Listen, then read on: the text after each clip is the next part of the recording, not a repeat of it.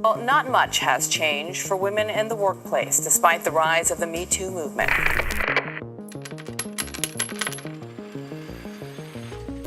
It was his word against mine. The worst instance was when the head chef at a restaurant I worked for waited for me to go into the freezer, then he followed me in there and proceeded to sexually assault me. 6 years after Anita Hill ignited a national conversation on sexual harassment, the man she accused, Clarence Thomas, this is a circus, is now the second longest serving justice on the U.S. Supreme Court. My voice does not matter. Well, why didn't she come forward? Or why didn't her loving parents say something? Because you're afraid you won't be believed, you're embarrassed and ashamed. On some level, many women think it was their fault, which is absolutely not true. Treated. A woman is a woman, but she's a person. She's a person just like you. Women have been welcomed into the workplace since the end of World War II. This was definitely a big step towards equality for women.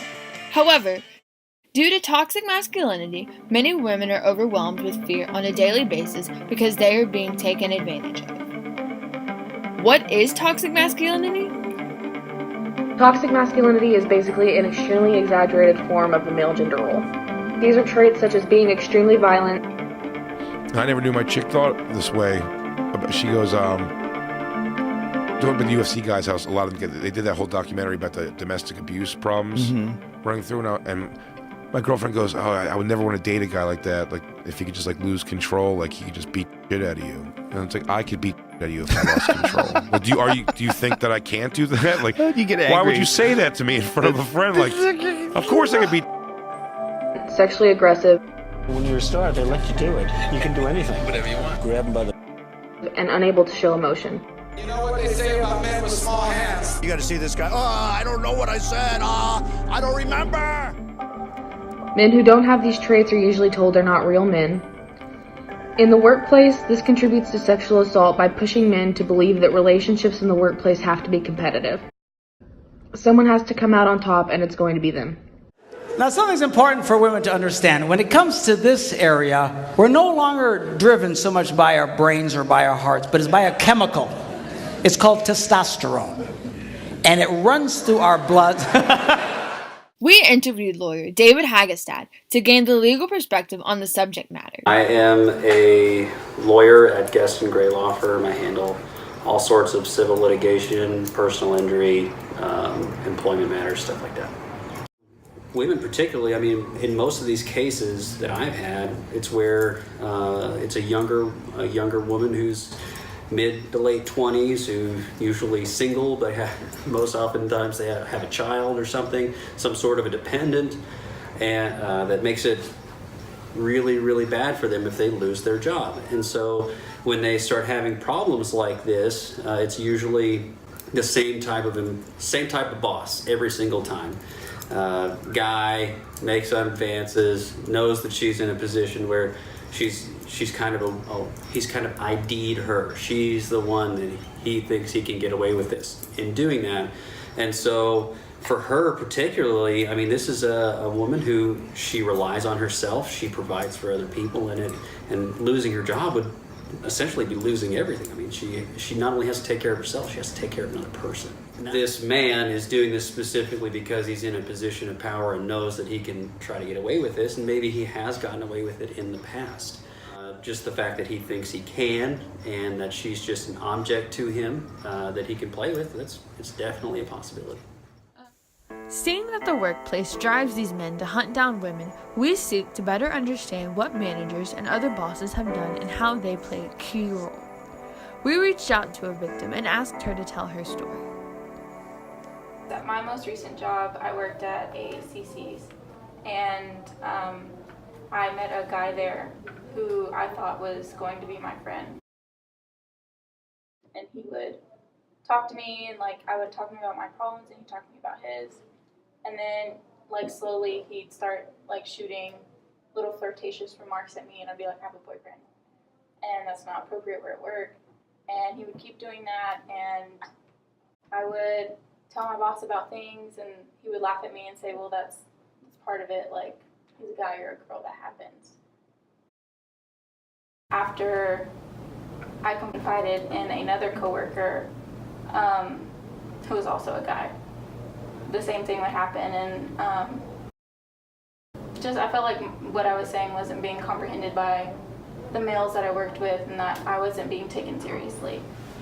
I just felt like after that I wasn't safe at work, and nothing I said mattered to my bosses, and that wasn't the place for me. The boss that wouldn't take me seriously and didn't do much to help me one day told me that the only reason he hired me was because I was pretty, and that he would go on my Facebook and look at my pictures, and one time he told me that the pictures that I posted were too, quote, sexy, and that I needed to quit posting pictures like that. We contacted a store manager to see how they avoid these hostile environments. This is what they said.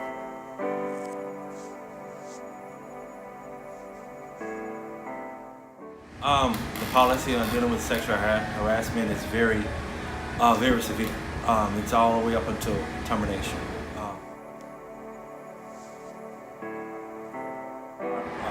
They are encouraged, if they feel like there is any type of sexual harassment, to report that to our Human Resource Department.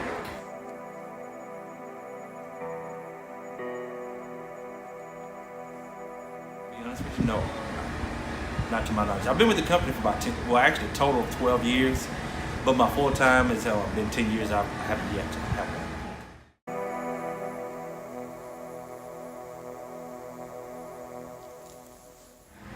All that information is divulged in our new partners orientation, in which they are educated on the uniform, how they're supposed to dress, as well as any type of form of sexual harassment.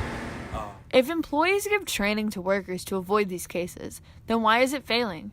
After further investigation, we found out that in most cases the information provided during these trainings is, in fact, outdated. The yearly sexual harassment seminars employees attend do nothing. Instead of working as a method of prevention, it focuses highly on avoiding legal liability. However, of the 90,000 cases received by the U.S. Equal Employment Opportunity Commission, 1/3 of them were sexual harassment reports.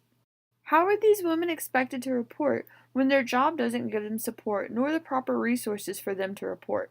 Do you have any advice for other women who go through this situation? Try to stand up for yourself, even if you feel like you don't have a voice, because I didn't as much as I should have. And if I had, I don't know if it would be any different, but it could have, and that's something I wish I would have done. A lot of these women that we find, they're typically women with children, single, and for them this job means everything. Going to work means another day, another dollar. They need to have this income coming in, and so in reporting these things, if they report it, there's a chance that they may not have that income coming in. So they can't escape it. They just have to keep going into this toxic environment, and they're stuck. And it's a horrible situation.